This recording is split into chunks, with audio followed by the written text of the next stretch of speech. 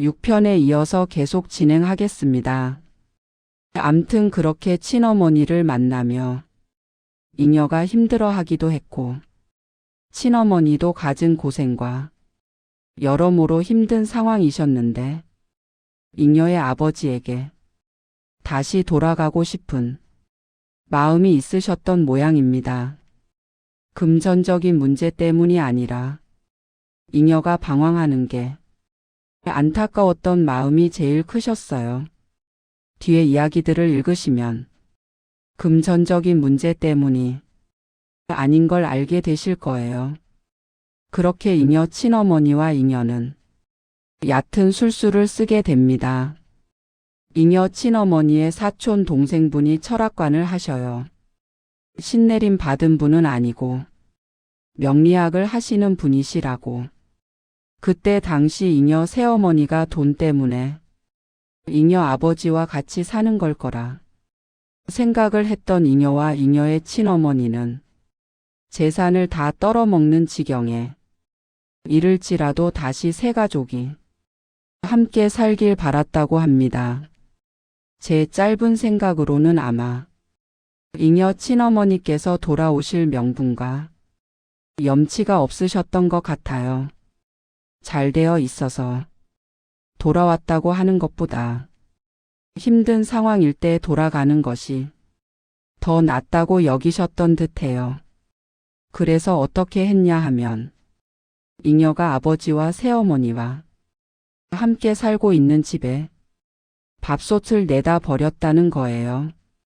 새 밥솥을 사면 또 내다 버리고 했다는 거예요. 왜 밥솥 타령이야? 하시는 분들 많으실 거예요. 저도 그때 박보살이 말해줘서 알게 된 건데 이사를 가면 대주가 밥솥을 제일 먼저 들고 집을 들어가야 하는 거라 합니다. 이사간 집터에 사는 지신한테 먹을거리 걱정 없도록 살게 해주십시오라는 의미의 행위라고.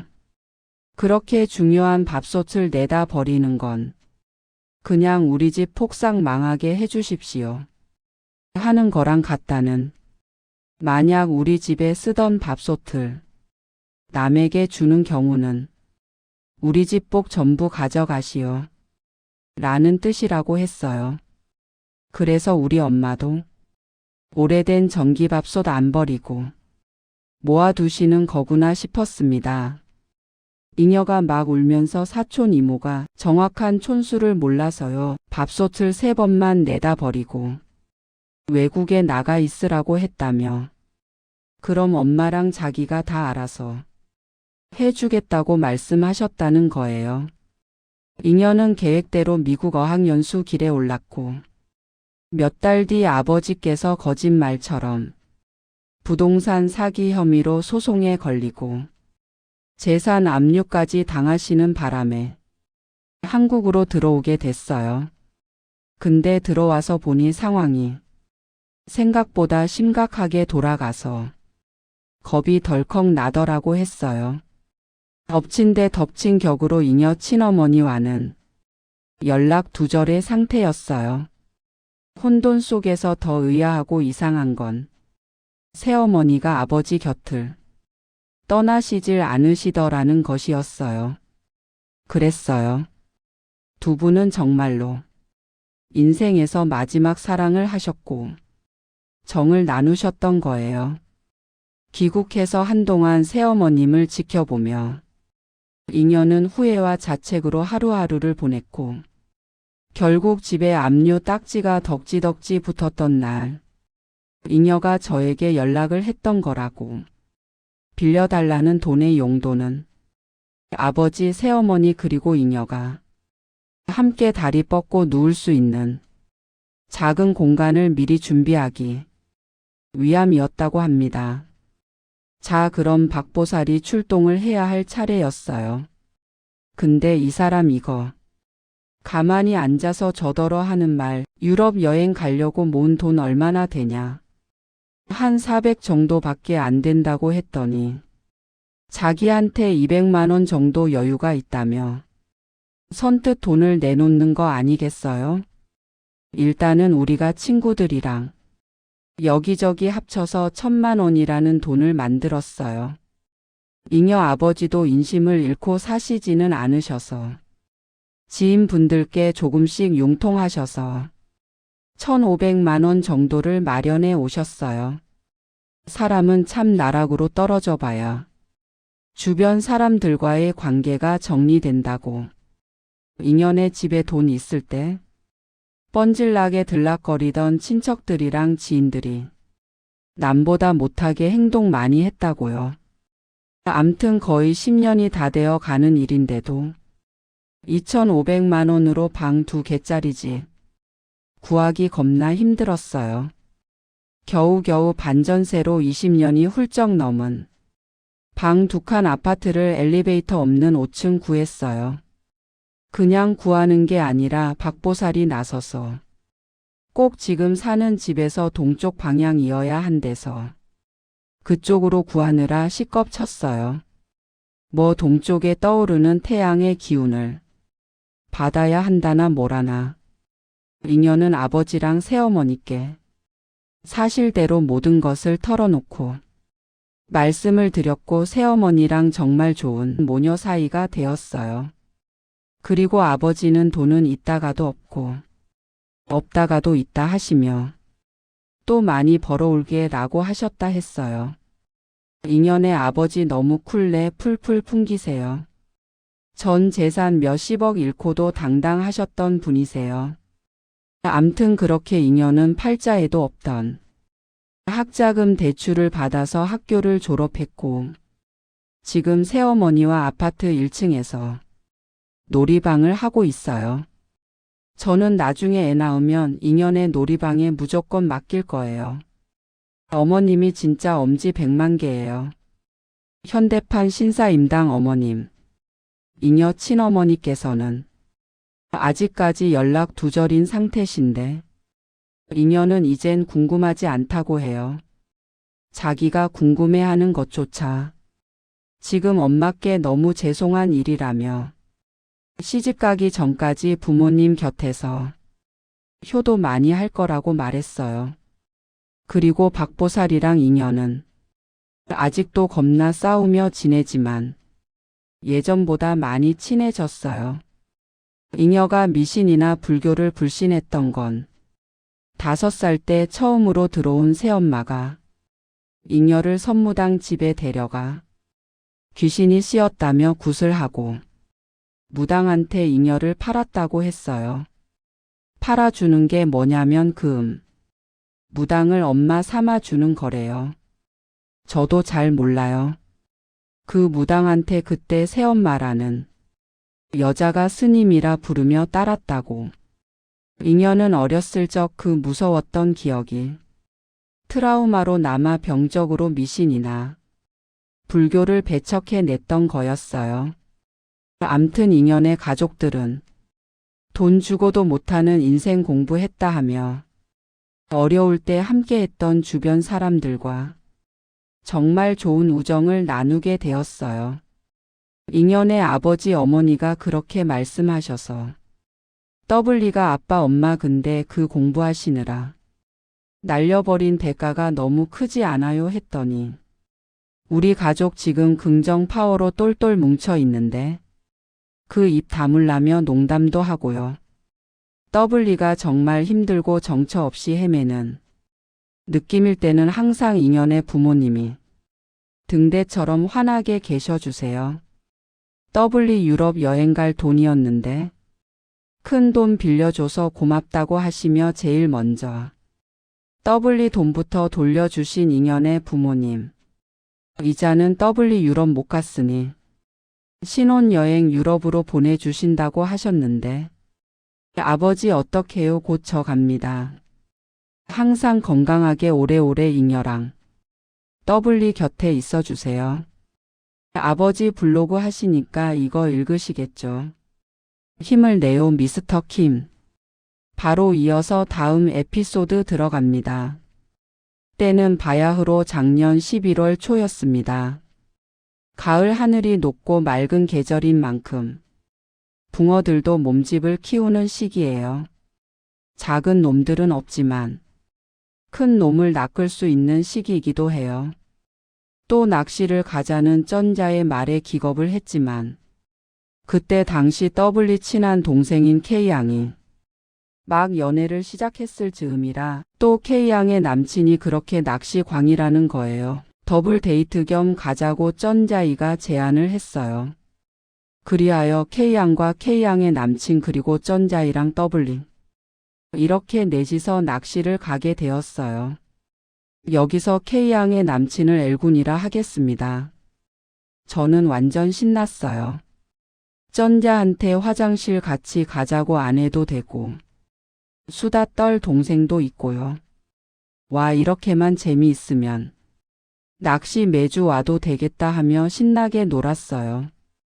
쩐자이랑 L군 낚시 자리 중간쯤에서 삼겹살에 소주 한 잔씩 하고 라면도 끓여 먹고요. 완전 더블리 세상이었어요. 남자들은 술 좀 마시다가 낚시하러 가고 K양이랑 더블리는 실컷 수다를 떨고 있었습니다. 근데 밤 11시쯤이었나 박보살한테 전화가 왔어요. 그때 박보살이 100일 108배 기도를 하고 있던 때라 초저녁에 자서 새벽에 일어났기 때문에 전화 올 시간이 아니었어요. 이상하다 싶어 얼른 전화를 받았는데 대뜸 어디냐고 묻는 거예요. 그래서 낚시터라고 했더니 당장 거기서 나오라고 완전 난리가 난 거예요. 근데 그 밤에 낚시대를 다 접고 내려갈 수도 없어서 도대체 무슨 일이냐고 물었더니 박보살이 자다가 꿈을 꿨는데 제가 컴컴한 물 위를 나무가 다 썩은 배를 타고서 둥둥 떠내려 가더라고 했어요. 이때가 아마 박보살이 더블리에 관한 직접적인 선몽을 꾼 게 처음이었을 거예요. 그래서 잠에서 깨자마자 꿈자리가 너무 사나워 바로 전화를 했다고. 우리가 움직이기 힘들면 자기가 올 테니 꼼짝 말고 있으라는 거예요. 박보살한테 저수지 이름을 알려주고 조금 무서워진 더블리랑 K양은 K양도 박보살이랑 몇 번 어울린 적이 있어요. 일단 각자 남자친구의 자리로 가서 이 사실을 알리고 얌전히 박보살을 기다리기로 했어요. 참고하시라고 말씀드리는 건데 우리가 갔던 낚시터는 대략 사방이 둘러싸인 저수지였습니다. 그리고 낚시 가보신 분들은 아시겠지만 낚시꾼들이 가까이 앉아서 같이 낚시를 할 수는 없어요. 낚시대를 10대 정도를 펴는데 자기 자리에서 180도를 일정한 간격으로 쪼개서 낚시대를 세팅해요. 그래서 K양내 커플이랑 쩐자와 더블리 자리는 꽤 거리가 있었어요. 저는 쩐자한테 박보살이 온다고 말을 해놓고 박보살이 꾼 꿈 이야기도 대충 해놨었어요.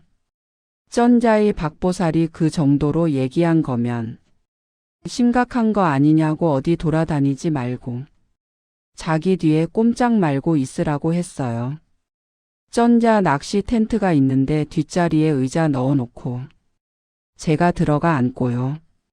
쩐자의 앞에 앉아 낚시를 할 수 있어요. 가끔 낚시터에서 급하게 화장실 가야 할 때 민감한 더블리의 장 간이 화장실로 쓰이기도 하는 아주 고마운 텐트입니다. 바닥은 뚫려 있으므로 저 텐트 안에 들어가서 목표물 조준할 곳에 땅을 파놓고 거사를 치르면 돼요.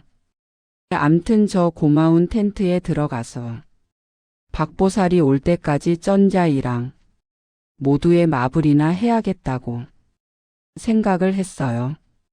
밤 되니까 날씨도 춥고 또 그날따라 별도 없고 달도 어두운 쩐자 말에 의하면 낚시하기 좋은 칠흑 같은 밤이었어요.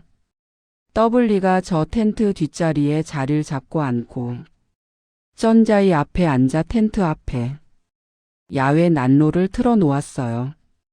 핸드폰이 잘 안 터져서 술 기운에 멍하니 누워있다 잠이 든 것 같아요. 근데 더블리가 꿈을 하나 꿨어요. 흰 한복을 입은 할아버지가 막 호통을 치시며 빨리 일어나서 돌아가라고 소리를 지르셨어요. 더블리가 웃으며 에이 할아버지 따라갈래요 하니까 불같이 화를 내시며 제 등짝을 때리셨어요. 꿈에서 맞은 거지만 실제로 등이 너무 아파서 깜짝 놀라 잠에서 깼어요. 근데 일어나 보니 숨을 못 쉬겠는 거예요. 막 헉헉거리며 헛소리를 해댔어요. 앞에 앉아있던 쩐자이가 화들짝 놀라서 저를 텐트 밖으로 끌어냈어요. 제가 뭐라고 했는지도 모르겠고 쩐자이가 뭐라고 하는지도 안 들렸어요. 그냥 정신줄 놓은 날 막 흔들어 대다가 쩐자이가 옆에 있던 생수통을 열어서 저한테 막 물을 끼얹었어요. 한참을 정신없이 숨을 몰아쉬다가 찬물까지 쳐맞으니 정신이 좀 들었나 봐요. 그때부터 저는 너무 무서워서 그냥 사지가 떨떠름 떨렸어요. 쩐자이 담요를 덮어주고 왜 조잘조잘 이야기하다가 미친 것처럼 숨을 몰아쉬었냐고 저한테 물었어요. 저는 잠을 잤다고 말했습니다. 쩐자이 아니라고 했어요. 계속 나랑 이야기했다고. 너 혹시 몽유병이나 잠꼬대 심하게 하냐고 묻는 거예요. 그런 거 없고 저는 진짜 잠들어 있었다고 하니까. 쩐자이 하는 말 근데 내가 자꾸 춥다고. 난로 안으로 들여달라며. 텐트 안에서 난로 틀면 안 된다고 하니까. 괜찮다고 답답하면 이야기하겠다며. 헐 제가 미쳤나요? 자는 애가 뭘 춥다고. 난로를 들여달라고 해요. 밀폐된 공간에서 부탄가스 난로 피우면 죽는다는 건 초등학생들도 아는 이야기 아닌가요? 그때까지도 정확하게 상황 파악이 안 됐어요. 마냥 너무 무섭고 저는 안 떨고 싶은데 그냥 몸이 떨렸어요. 걱정된 쩐자이 박보살에게 어디쯤 오고 있냐고 전화 거니 거의 다 왔다고. 입구에 나와 있으라고 말을 했어요. 쩐자 부축을 받고 저수지 입구 쪽으로 걸어갔습니다. 박보살이랑 박보살 남편님도 같이 오셨어요. 민폐도 이런 민폐가 없었어요. 상황 설명을 했더니 큰일 날 뻔했다며.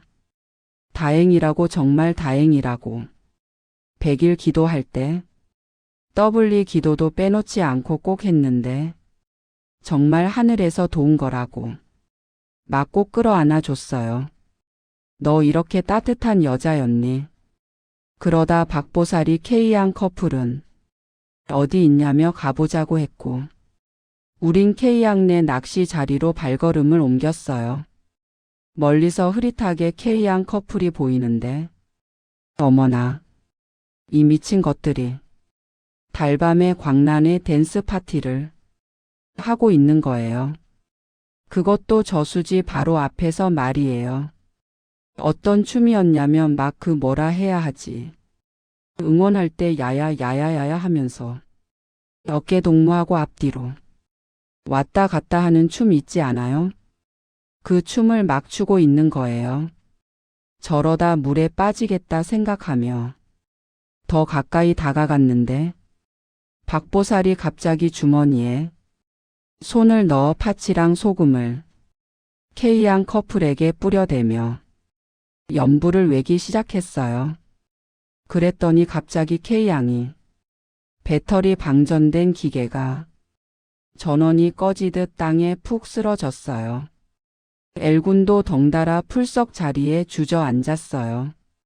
저는 K양이 걱정돼 가까이 다가가서 흔들어 깨우려는 찰나였는데 정말 기괴한 웃음소리가 들렸어요. 꺽꺽꺽꺽 흐흐히 흐느끼는 것 같은 웃음소리였어요. 한참을 정말 기분 나쁜 웃음소리로 웃던 엘군의 입에서 망했네 라는 말이 나왔어요. 근데 그때 엘군의 목소리가 아니라 꼭 여자 목소리 같았어요. 박보살이 K양 커플을 앉힌 뒤 저랑 쩐자도 옆에 앉으라고 했어요. 역시나 중얼중얼 연부를 외며 우리한테 팥과 소금을 막 뿌려댔어요. 그리고 지금은 움직이기 위험하니 박보살 내 차에 있다가 아침이 되면 움직이자고 말을 했어요. 박보살 내 차가 카니발이에요. 차에 타서 박보살에게 자초지종을 물었습니다. 그랬더니 박보살이 대뜸 엘군에게 어머니 왜 그렇게 서럽게 돌아가시게 했노 라고 하는 거예요.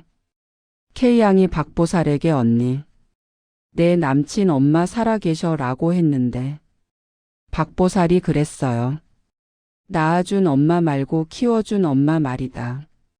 엘군 얼굴이 갑자기 어두워지더니 키워준 어머니가 보이냐고 재차 확인을 했어요. 그러고는 이실직고를 하기 시작했어요. 엘군의 아버지는 이남 오녀 집안의 둘째 아들이셨다고 합니다. 예전엔 어른들께서 집에 장남 하나만 잘 되면 된다고 장남만 공부시키고 모든 게 장남 위주로 집안이 돌아갔지 않아요? 엘군의 큰아버지께서는 서울로 대학교를 가셨고 자연스럽게 집안의 고된 일은 엘군 아버지의 몫이었다고. 그러다 엘군의 큰아버지께서는 같은 대학교를 나온 후배와 결혼을 하셨고 엘군의 아버지도 동네 처녀를 만나 결혼을 하셨어요. 엘군의 부모님이 장남 노릇을 하시며 엘군의 조부모님도 모시고 살았다 합니다. 시간이 흘러 엘군이 5살이 되던 무렵 엘군은 장남인데 밑으로 여동생이 하나 있어요. 왕래도 잘 없던 엘군의 큰아버지와 큰어머니가 갑자기 시골집에 오셨다고 어리둥절해서 서 있는데 엘군의 할머니께서 엘군의 어머니께 어서 엘군의 짐을 싸라고 하시더라는 거예요. 그랬어요. 엘군의 큰아버지와 큰어머니가 시골집에 오신 이유는 바로 엘군을 데려가기 위함이었다고 합니다. 두 분은 불임 부부셨는데 한 집안의 대를 끊을 수가 없어서 입양을 알아보셨다가 그래도 피부치가 낫지 않겠나 하는 마음에 엘군을 데리러 오셨다는 거예요. 엘군의 친부모님 의사는 안중에도 없이 그렇게 조부모님들과 상의를 했었다고 합니다.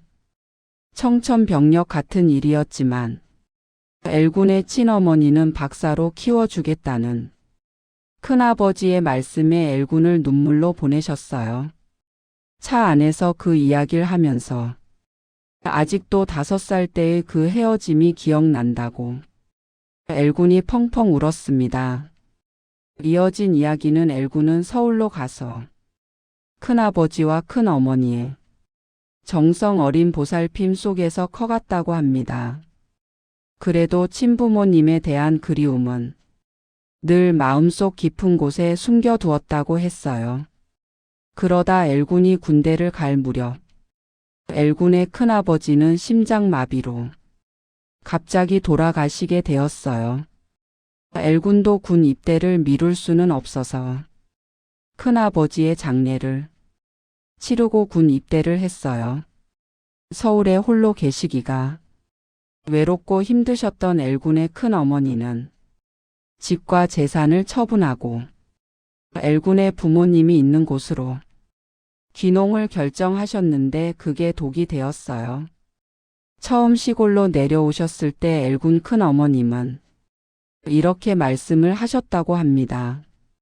그동안 엘군 친부모님이 장남 노릇을 했는데다가 하나뿐인 아들도 우리한테 뺏긴 기분이었을 테니 내가 시골에 땅도 사주고 집도 새로 지어 정답게 살아보자 라고 그래서 엘군은 군대에서 휴가를 나오면 어릴 적 부모님과 살던 집으로 왔고, 제대를 해서도 일은 다른 지역에서 했지만 주말마다 시골집에 종종 들르곤 했다고. 그런데 엘군도 사람이고 엘군의 어머니도 사람인지라 피가 물보다 진하다는 걸 어찌 모르겠어요. 그저 어렸을 적 떨어진 엄마와의 정이 마음 아프고 애처롭고 많이 그리웠던 마음이 표시가 났나 봐요. 시골로 내려오신 큰어머님은 점점 더 외로워지셨어요. 그렇게 시름시름 아프셨다고 합니다. 그러다 엘군이 여자친구를 집에 데려오게 되었어요. 제 동생 K양 말고 다른 여자친구요. 엘군의 여자친구가 온다니. 큰어머니와 친어머니는 내심 기대도 하시고 긴장도 하셨을 거예요. 여자친구가 집에 와서 인사를 드리려는데 엘군이 그랬다고 합니다. 친엄마를 가리키며 우리 엄마셔. 큰엄마를 가리키며 우리 큰엄마셔. 그날 하루 종일 방에서 큰어머니가 우셨다고. 다음 날 아침에 눈이 퉁퉁 부어 계셔서 너무 죄송했다고. 다음 날 엘군이 시골집을 떠나기 전에 엘군 어머님이 과수원에서 사과 좀 따가라 하시며 같이 정답게 사과를 따고 있었는데 큰 어머니가 과수원 옆을 쓱 지나가셔서 엘군이 큰 어머님을 불렀어요. 아무 대답도 없이 어딜 가시기에 화가 많이 나셨나 보다. 이따 제대로 마음 풀어드려야겠다 하고는 계속 사과를 땄다는 거예요. 그러다 이제 정말 떠날 시간이 되어서 큰 어머니를 찾았는데 아무리 찾아도 안 계셔서 과수원 근처로 가봤더니 과수원 바로 옆 저수지에 큰 어머니가 둥둥 떠다니고 계셨다고. 그랬어요. 큰 어머니는 배신감과 상실감에 순간적으로 잘못된 선택을 하신 거예요. 여기까지 이야기를 듣고 있는데 K양이 갑자기 막 엘군을 미친 듯이 두들겨 패며 야, 이 미친 놈아. 너네 과수원 옆 저수지면 이 저수지 아니야? 하며 악다구니를 썼어요. 그랬어요. K양이 엘군 동네 구경도 할 겸 엘군 동네에서 낚시를 하자고 제안을 했었어요. 그날 엘군 동네 다른 저수지들을 몇 군데 갔었는데 낚시꾼들이 많이 있어서 우린 자리를 잡지 못했고요. 우리가 갔던 저수지는 엘군 내 과수원 안쪽에 사유지는 아니지만 사유지처럼 보였었기 때문에 낚시꾼들이 없었고 한적해서 좋다며 우린 막 엘군 내 사과도 따서 먹고 그랬었어요. 엘군의 표정이 어둡다고 느꼈던 건 제 착각이 아니었어요. 큰 어머니 생각이 났었을 거예요. 몇 년이 지난 일일지라도 말이에요. 박보살이 하는 말이 큰 어머니가 배신감과 너무너무 외롭게 돌아가셨기 때문에 엘군을 데리러 온 거라고. 그래도 결혼도 못한 총각 데려가는데 좋아하는 여자친구 데려가야 하지 않겠나 싶어 같이 물가로 끌어들인 거라고. 꼭 큰 어머님 마음 달래주어야 한다고 신신당부를 했어요. 그랬어요. K양과 엘군이 어깨동무를 하고 춤을 춘 건 춤을 춘 게 아니라 엘군의 몸속으로 들어간 큰 어머니의 영가가 K양을 물에 끌고 들어가려는 거였어요. K양은 안 끌려 들어가려고 발버둥을 치다 보니 그게 우리 눈에는 야야야야야야. 그 응원 율동처럼 보였던 거고요. 그 응원 율동처럼 보였던 거고요. 뭐 저는 솔직히 엘군 큰어머님 마음과 친어머님 마음이 다 이해가 가고 공감이 되어서 어느 한쪽 편을 들 수는 없다고 생각했어요. 그냥 마음이 많이 안 좋았습니다. 그렇게 정적이 흐르는데 가만히 생각하던 쩐자이가 미친 사람처럼 고함을 치며 욕을 했어요. 아, 그런데 내 마누라 더블리는 왜 데려가려고 했어? 박보살이 영가는 원래 외롭고 또 한이 많은 영가들은 주변 사람들도 데려가고 싶어 한다며. 더블리 엄마가 또 더블리라면 영혼까지 8분이잖아. 더블리 데려가면 제사밥도 든든하게 얻어먹을 테니까 그런 거겠지. 한 맺은 영가가 욕심이랑 시샘이 얼마나 많은데. 그나저나 소리 좀 지르지 마라. 오빠야 하고 쩐자를 달랬어요. 저는 쩐자이가 그 얘기를 듣고 조용히 있을 줄 알았는데 결국 또 마지막 한마디 귀신이고 나발이고 더블리 데려가기만 해봐라. 눈가를 확 다 찢어 놓는다. 제 쩐자 멋지지 않나요? 그리고 아침이 되어서 우린 정리를 하고 돌아왔고 K양은 예상대로 엘군과 헤어졌어요. 배은망덕한 인간이라며 그 인간 때문에 하마터면 죽을 뻔했지 않냐며 박보살한테 계속 같이 있어 달라고 앙탈 부렸어요. 상남자 쩐자이는 귀신 눈깔 다 찢어 놓는다고 엄포를 놓더니 더블리랑 안 떨어지려고 했어요. 혼자 안 있으려고 꼭 붙어 다녔어요. 낚시터에서 식겁해서 한동안 낚시 안 다닐 줄 알았는데 뭐 그 이후로도 잘 다녔어요. 아마도 붕어 귀신에 쓰인 듯해요. 그나저나 그날 더블리 꿈에 나타나서 얼른 돌아가라고 호통치셨던 할아버지가 누구신지 모르겠어요. 박보살은 조상 덕본 거라며 제사 정성스레 지내라고 했어요. 암튼 저수지는 위험한 곳입니다. 우리도 이젠 낚시터에 갈 때 박보살이 가르쳐준 의식 같은 거를 해요. 부디 올해는 물놀이 가시거나 물가에 가시는 분들 큰 사고 없이 무탈하시길 바랍니다. 저는 다음 편으로 찾아오겠습니다.